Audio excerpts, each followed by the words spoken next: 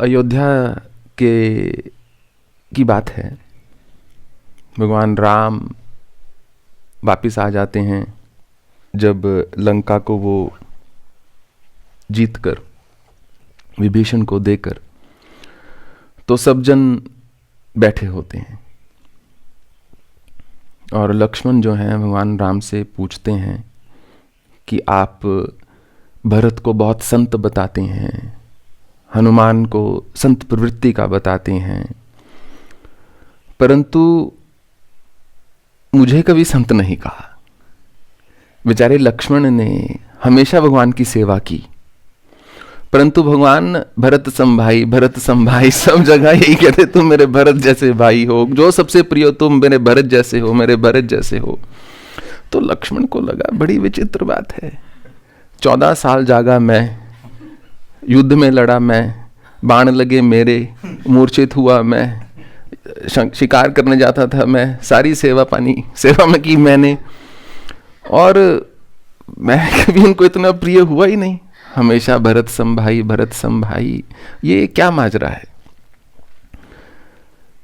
तो भगवान ने दिया उत्तर के जो भरत हैं कि जब मनुष्य के पास कुछ ना हो तब तो वैराग्य स्वाभाविक होता है, क्योंकि अंगूर खट्टे हैं, वैराग्य स्वाभाविक है ही नहीं कुछ।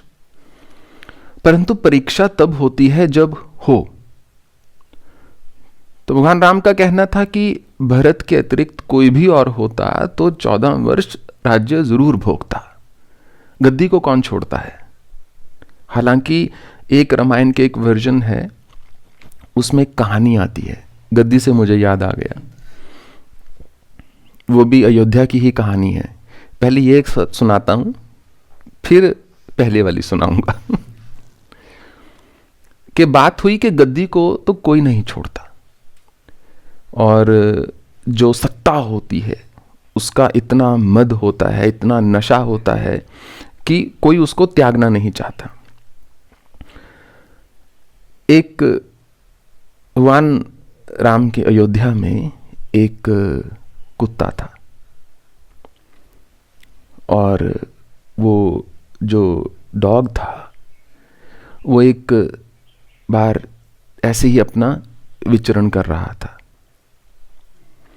और किसी के घर थोड़ा भोजन पड़ा होता है बाहर। पहले लोग जो हैं गौग्रास और पंचग्रास इत्यादि छोड़ते होते थे, तो वो भोजन जाकर करने लग जाता है। उस जो घर के बाहर वो पड़ा होता है, वहां के पड़ोसी को उससे हो जाती है समस्या, क्योंकि वो बड़ा थोड़ा झगड़ालू स्वभाव का होता है कि यहाँ पर कुत्ते आके भोजन करते हैं, बाद में गंद डालते हैं, यहाँ नहीं होने चाहिए। तो वो जोर से कुत्ते को लात लगा देता है। कुत्ते को जब वो प्रहार करता है, कुत्ता थोड़ा रोता हुआ सीधा दरबार में चला जाता है। अब प्रश्न है कि क्या जीव जो जानवर है वो मनुष्य से बात कर सकता है या भगवान से बात कर सकता है। तो ये उस काल की बात है जब बात करते थे। रामचरितमानस के अनुसार, रामायण के अनुसार वानरों से बातें हो रही हैं, जामवन जो है रिछ थे वो बात कर रहे हैं, तो कुत्ते क्यों पीछे रहे।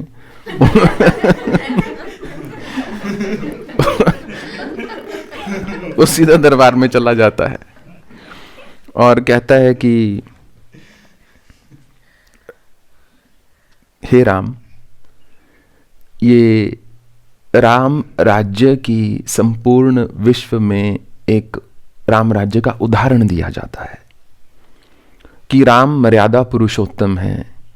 जब राम राज्य स्थापित हो जाएगा तो कोई मनुष्य कहीं भी दुख में नहीं होगा, सब सुख में रहेंगे, सब आनंद में रहेंगे, कोई एक दूसरे से झगड़ेगा नहीं। परंतु आप ही के राज्य में अकारण मुझे आज किसी ने मारा, मेरी कोई गलती नहीं थी, मैं किसी के घर में जाकर भोजन नहीं ले रहा था, मुझे नहीं पता ये हिस्सा इसका या उसका, ये तो मनुष्य की बनाई हुई चीज है, हम पशु लोग ऐसे हिस्सा नहीं बांटते। तो बाहर जो भोजन पड़ा था मैं तो उस भोजन को ग्रहण कर रहा था, परंतु मुझ पर ऐसा प्रहार हुआ और किया एक संत ने। एक संत ने प्रहार किया, तो बताइए इसका क्या फल होना चाहिए? मुझे आप न्याय देंगे या नहीं? भगवान ने कहा, देखो कष्ट हुआ तुमको, उस संत को जो है बुलाया जाए जिसने तुम पर ऐसे गुस्से में आकर, जिस फकीर ने ऐसे लात मार दी, उसको बुलाया जाए। उसको बुलाया जाता है दरबार में, और भगवान राम जो हैं उनसे पूछते हैं कि क्या ये बात सत्य है, तुमने इस कुत्ते के ऐसे प्रहार किया? तो उसने कहा, महाराज ये मैं चला जा रहा था, मेरा भिक्षाटन का समय था, मैं घर घर रुक रहा था, पहले एक घर मेरे पीछे मुझे दिखा, फिर दूसरे घर, तीसरे घर, पहली बार बैठ के ये भोजन कर रहा है, इसलिए मुझे गुस्सा आ गया। तो उसने कहा कि तुम तो पड़ोसी की बात कर रहे थे कि पड़ोसी झगड़ालू, अब कह रहे हो जो लात है वो संत ने मारी। अब पड़ोसी वो कहता, फकीर मैं प्रतिदिन जब भिक्षाटन के लिए आता, पड़ोसी मुझे रोज बताता था कुत्तों ने परेशान कर रखा है इस गली में, इसलिए मुझे आज देखकर आ गया कि मैं थोड़ा दूर करूं। तो भगवान ने कहा, सजा तो मिलेगी, क्योंकि अकारण तुमने इसको आघात पहुंचाया। ना तो इस कुत्ते ने तुम्हें कुछ कहा था, ना ही तुम्हारा भोजन कर रहा था। मेरे राज्य में किसी भी जीव को दुख नहीं होना चाहिए अकारण, तो सजा तो तुम्हें अवश्य मिलेगी। और सजा मैं चाहता हूं ये जीव ही तय करे, क्योंकि मैं मनुष्य हूं, मनुष्य शरीर में हूं। भगवान ने कहा, इस श्वान को क्या दुख हुआ है इसका बोध करना मेरे लिए मुश्किल है। ये तो यही बता सकता है कि इसकी भावना को ठेस पहुंची, इसके शरीर को आघात हुआ, या इसके मन को दुख हुआ, या इसके आत्मसम्मान को दुख हुआ, ये तो यही बता सकता है। मनुष्य तो इतना नीचा जीव है, सोचता है मेरे अतिरिक्त किसी और का आत्मसम्मान होना ही नहीं चाहिए। वो अपने आप को इतना श्रेष्ठ समझता है कि यदि यहां तक मोती गले में धारण करते हैं, यदि निकलते हुए देख लें कि कैसे मोती निकालते हैं, इतना दुखदाई दृश्य होता है वो। हम अपने सुख के लिए कुछ भी कर डालते हैं, किसी भी दूसरी जाति प्रजाति को दुख देने में हमको कोई घबराहट नहीं होती। सबका सफाया करके रख दिया है मनुष्य जाति ने। तो भगवान ने कहा, यह स्वयं ही बताए इसको क्या चाहिए। उसने कहा, आप वास्तव में ही राम हैं, ऐसा अवसर मुझे किसी और राजा के यहां ना कभी प्राप्त होता। उसने या तो दंड स्वयं दे देना था। आपने कहा है तो मैंने तय किया है कि यदि सच में आप मुझे ये अवसर देते हैं, तो मुझे तो एकदम पता है, स्पष्ट है मन में कि इस व्यक्ति को कौन सी सजा देनी है। तो भगवान राम ने कहा, बोलो, जो सजा तुम निर्धारित करोगे इस फकीर को वही सजा मिलेगी। तो बिल्कुल कथा में ऐसा ही लिखा हुआ है। उस कुत्ते ने कहा कि यहां से 2 घंटे दूर एक मठ है, सजा के अंतर्गत मैं चाहता हूं इस फकीर को 5 साल के लिए वहां का मठाधीश बना दिया जाए। ये उसकी सजा है। तो भगवान राम ने कहा, विचित्र बात है कि मठ का मठाधीश बना दिया जाए, ये एक कुत्ते को मारने की सजा है। जब मैंने पढ़ी मुझे भी हंसी आई थी, पर सच्ची कथा है। तो कुत्ते ने कहा कि ये तो कम है, मैं इस योनि में इसीलिए आया कि मैं पूर्व जन्म में मठाधीश था। उसी मठ का मैं पूर्व जन्म में मठाधीश था, उस मठ का। और मैंने क्या क्या कुकर्म नहीं किया वहां पे।